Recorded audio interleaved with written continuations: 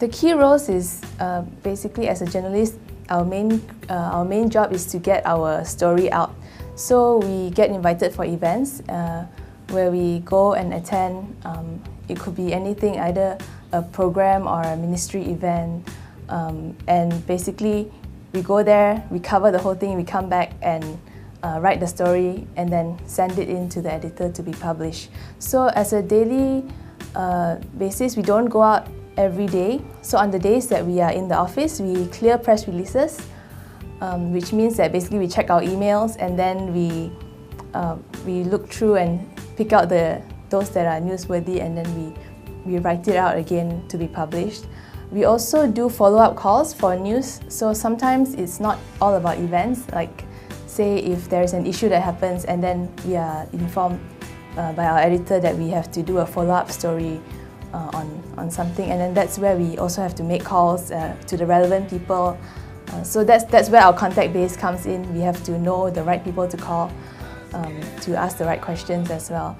And also we have to contact the editor sometimes when there are certain events that we know about. People call us and then we inform the editor.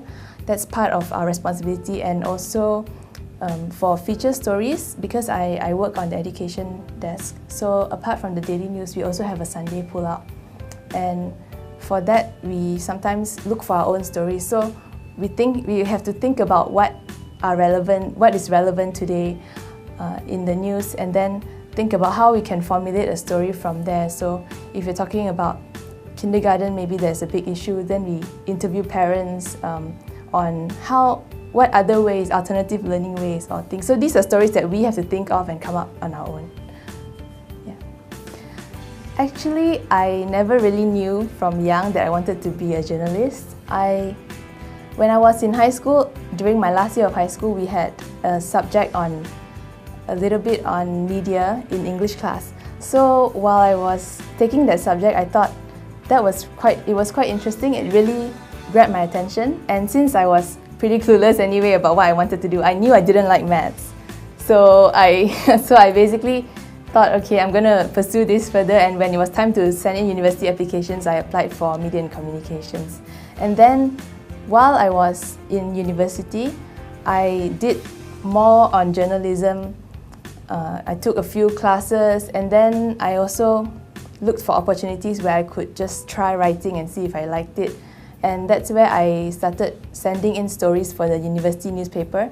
And then I also did some work for the overseas students because I was in university overseas. So I did work for the magazine and eventually became the editor of the magazine. And then that's where I really learned a lot more about the trade. I was actually sourcing out stories, getting people to write in and all that. And so by the time I graduated, I already had enough, I wouldn't say enough, but I already had quite a good number of stories published. And then my friend told me about a job opening here, and then I applied, and since then I've been here. For me, I think as a journalist, every day is just different, and every day you can go from 0 level of stress all the way to 100% stress within 5 minutes, within a phone call. So for me, the most challenging is usually when I have a plan to finish up my own stories back in the office, because we do have a stockpile of stories to do. And sometimes you know that story is due, but then something happens outside and then we get informed, we get a call to say, can you please go out and cover this person who, I don't know, maybe having a press conference because he got bullied in class or something like that. And these are unexpected events. So, or sometimes also for when the minister announces something and then suddenly you have to go out, and in the morning when you're getting to work, you probably didn't expect that to be happening.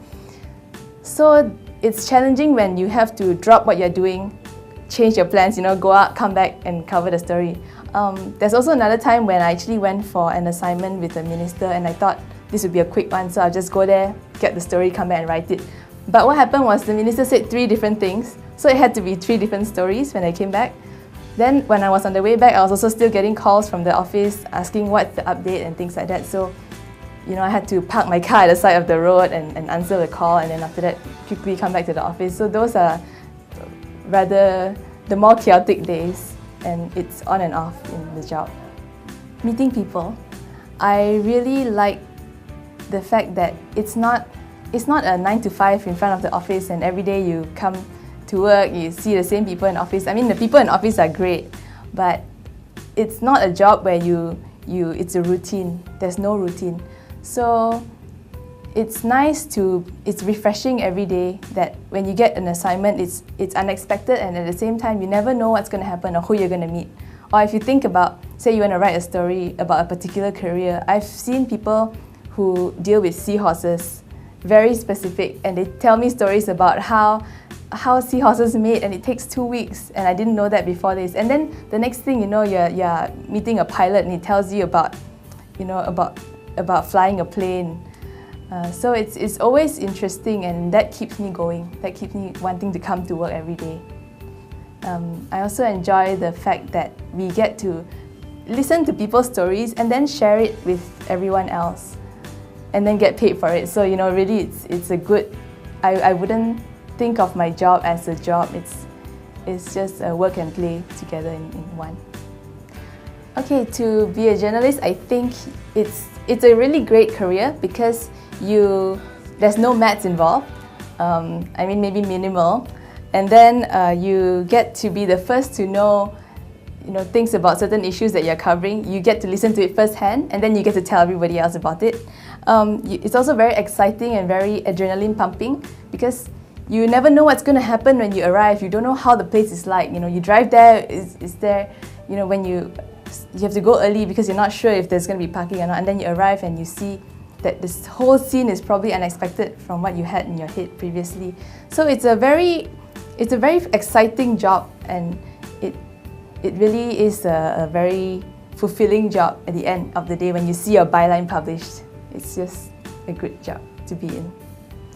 Okay, first and foremost, you have to enjoy writing, and you have to be able to write quickly because it's all about deadlines. But I think as a person, you have to be a good people person. You have to like meeting people because that's what you do. You meet people, you listen to their story, you write the story. So if you don't like meeting people, then it's probably going to be a bit challenging. But also, you have to be very punctual. If you are given an assignment at 8 in the morning, you have to be there by 8 o'clock, not wake up at 8 o'clock. And also meet your deadlines because that's at the end of the day, you have to meet your deadlines to get it out in time because we have a publishing close time. And you have to be able to take in different points of views because as a journalist, you have to be fair and you have to you should know what is an unbiased view. So when you ask something, when A says something, you have to ask B and say, look, this is what A says. It's not up to you to put out your opinion unless it's an op-ed. So that's one of the things as well. You have to stand away from your perspective sometimes. There are many inspiring moments because, like I said before, I meet different people. But I was very surprised when I met this girl. She was only 21. I think she's 21 now. When I met her, she was probably 20. And it was at a scholarship event. And this girl, she said, she was one of the many recipients, but when I interviewed her, she told me that both her parents had passed away, and she's the eldest of 3 siblings. So she had to raise her younger sister and brother, but at the same time, she really wanted to be a physiotherapist. So she was very happy when she got it because she said during her STPM, she had to, because they live with their aunt. So during her STPM, she had to work part-time as a nurse to help support her siblings.